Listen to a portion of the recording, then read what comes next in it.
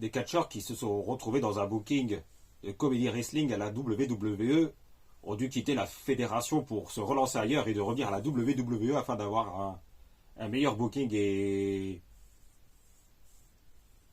d'arriver dans le main event afin d'entrer dans la course au titre mondial. Bonjour à tous les amis, j'espère que vous allez tous très bien. Moi ça va très bien et très content de vous retrouver. Et comme vous l'avez deviné, hein, on va évoquer ensemble les catcheurs qui ont eu un booking de Comedy Wrestling. Hein. Enfin, c'est-à-dire décidé à faire... qui est dans du... comment dire ça, enfin, on va faire rire, on va...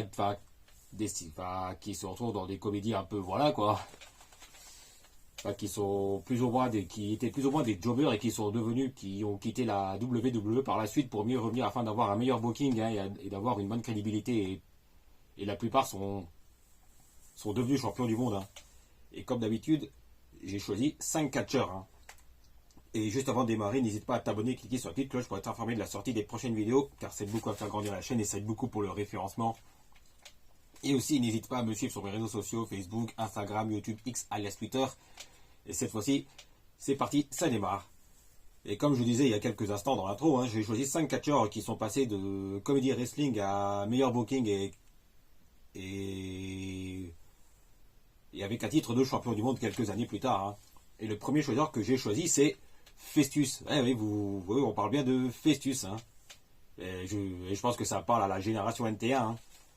Et je pense que ça parle aux anciens comme moi. Hein. En fait, Festus, c'était un catcheur qui était dans une gimmick complètement folle. Hein. Enfin, complètement dans une gimmick de mec timbré. Hein. Et je sais pas si vous vous en rappelez. Hein. Enfin, moi, je me rappelle très bien. Hein. Les souvenirs remontent. Hein. Et ben, dès que la cloche sonnait hein, sur le ring, hein, et ben, Festus hein, devenait complètement timbré. Hein. Et qui ne se contrôlait plus. Hein. Mais c'était vraiment à mourir de rire. Hein. Et du personnage de Festus, hein, enfin, je me rappelle de son équipe avec Jesse, hein, de l'équipe Jesse et Festus. Hein. Enfin, c'est comme ça que, à l'époque, Festus s'est fait connaître. Hein. Et dès que la cloche sonnait, hein, ça me fait rire de voir Festus hein, être un peu dans un gimmick de foufou où dès que la cloche sonnait, hein, il devenait, complètement dingo. Hein. Enfin, c'était à la période, je crois que c'était en 2008, il me semble, hein, 2007, 2008, quelque chose comme ça. Hein. Enfin, c'était à mourir de rire. Enfin, moi, j'étais vraiment mort de rire à l'époque à chaque fois que je voyais Festus sur un ring. Hein. Et après, 2 ans plus tard, hein, on connaît la suite pour Festus. Hein, ben, il s'est débarrassé de cette gimmick un peu de mec timbré, hein, pour ensuite devenir Luke Gallows, hein, en tant que membre de la Straight Edge Society, hein, qui avait comme leader CM Punk hein, et aussi une certaine Serena Deeb à l'époque, et aussi un certain Joey Mercury. Hein. Et Luke Gallows est plus ou moins devenu, enfin, je dirais pas plus ou moins, c'est même devenu le bras droit de CM Punk hein, dans la SES, hein, qui était plutôt dans une grande époque hein, où on a eu CM Punk qui commençait vraiment à être au sommet de son art. Hein. Enfin, au début de la période du sommet de son art, hein, c'était juste avant la pipe bomb de CM Punk en 2011. Hein. Et après, hein, quelques années plus tard, hein, il y a des dissensions dans la SES où CM Punk va poursuivre sa carrière en solo, où il sera vraiment là au sommet de son art, hein, lors du Money in the Bank 2011 chez lui à Chicago. Hein. Et tandis que Luke Gallows continuera en solo et ensuite quittera la WWE hein, pour poursuivre sa carrière à la NJPW, hein, la New Japan Pro Wrestling au Japon, hein, où il fera longtemps partie du Bullet Club hein, avec son pote Carl Anderson, avec ses potes même, Carl Anderson, AJ Styles, Finn Balor, et aussi un certain, et aussi Tangaloa. Hein. Enfin, je sais pas, non, c'est pas Tangaloa, c'est Tama Tonga, hein, qui a fait partie du Bullet Club. Hein. Et il y a un catcheur qui était à la New Japan, hein, en parlant de ça, on va en parler plus tard, hein, c'est Tangaloa, mais on en parlera plus tard dans la vidéo. Hein. Et quand pour en revenir à Luke Gallows, hein, il se relance à la New Japan et quelques années plus tard, en 2016, il revient à la WWE hein, avec ses potes, avec son pote Carl Anderson. Hein, AJ Styles arrive au Royal Rumble 2016 et Luke Gallows revient plus tard à la WWE avec Carl Anderson. Hein, et c'est là qu'on a la formation de The Club, avec AJ Styles, le leader, et ensuite on a Carl Anderson et Luke Gallows, pour former The Club, en référence au Bullet Club, qui reste un clan légendaire, qui a marqué l'histoire de la NJPW. Et après on connaît la suite.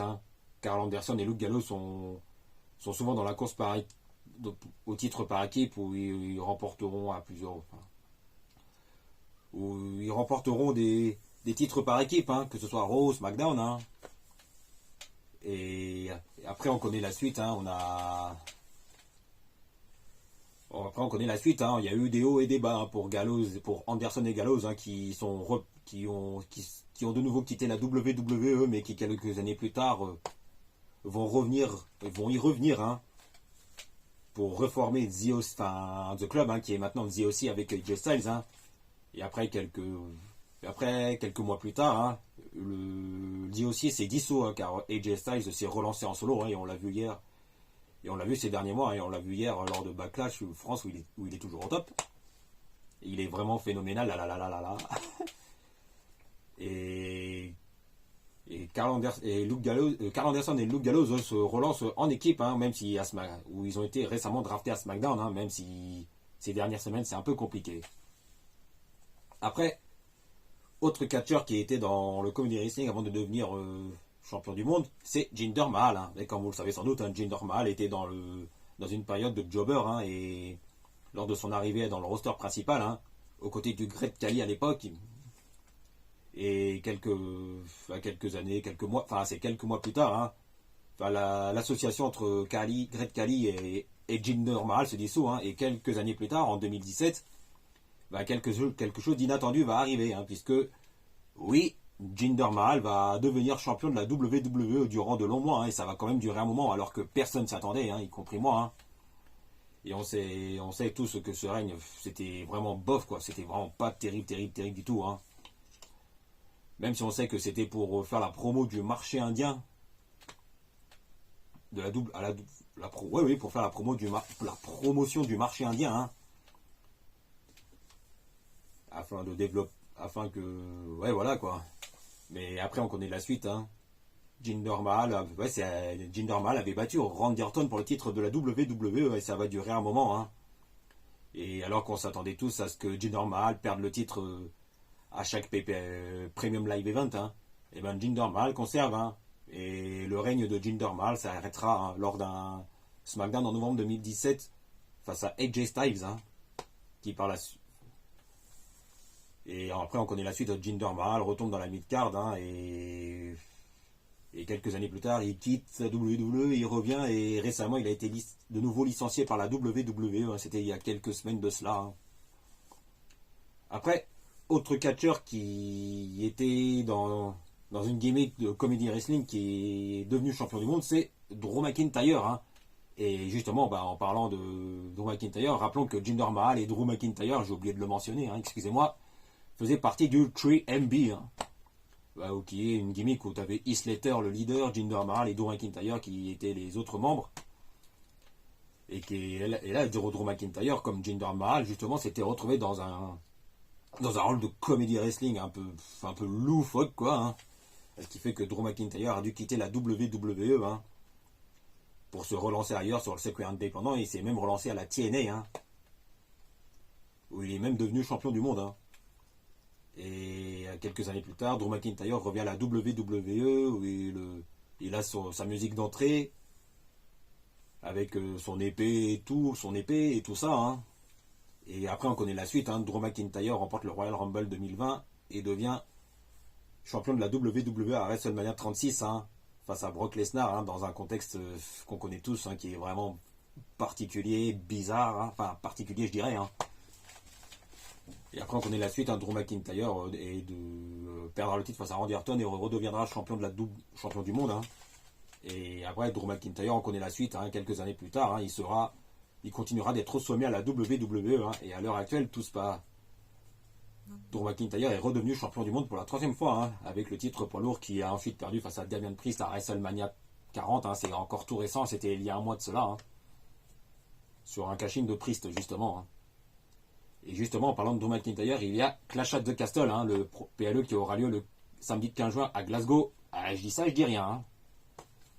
Après, autre catcheur qui était dans le Comedy Wrestling et qui s'est devenu champion du monde quelques années plus tard, c'est Cody Rhodes. Hein. Eh oui, hein. Enfin, on va pas refaire toute la carrière de Cody. Hein. Je pense que tout le monde, on la connaît tous, sa carrière.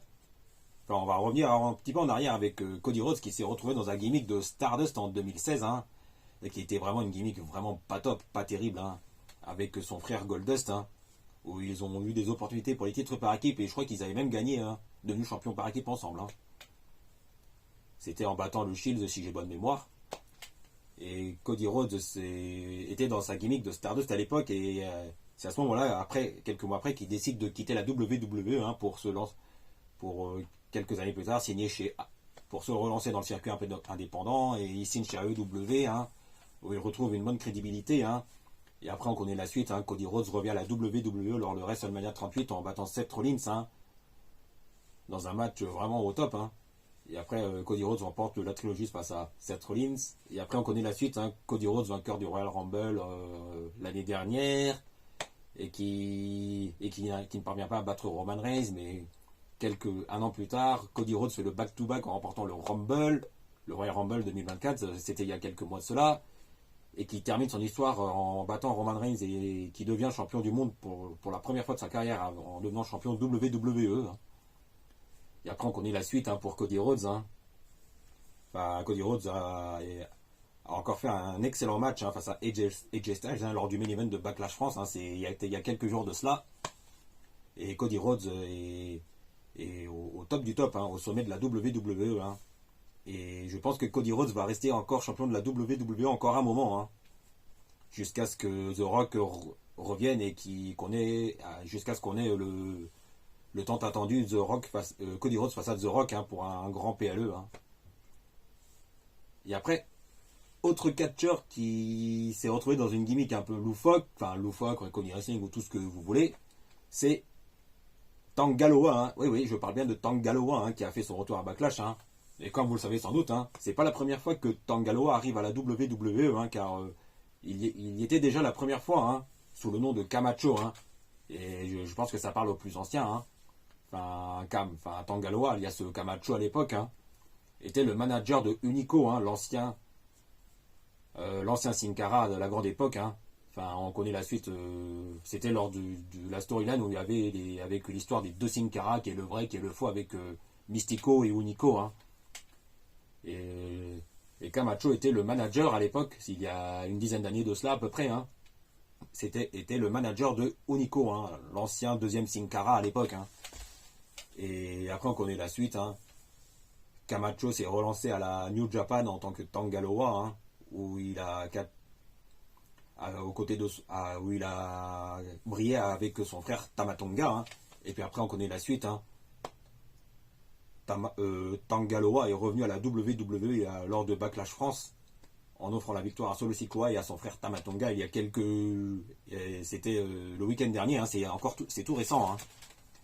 Et Tank Galoa est le nouveau membre de la Bloodline 2.0 hein, avec Solo Sikoa qui est plus ou moins le nouveau leader. Hein. Et il y a Tama Tonga et désormais Tank Galoa. Hein.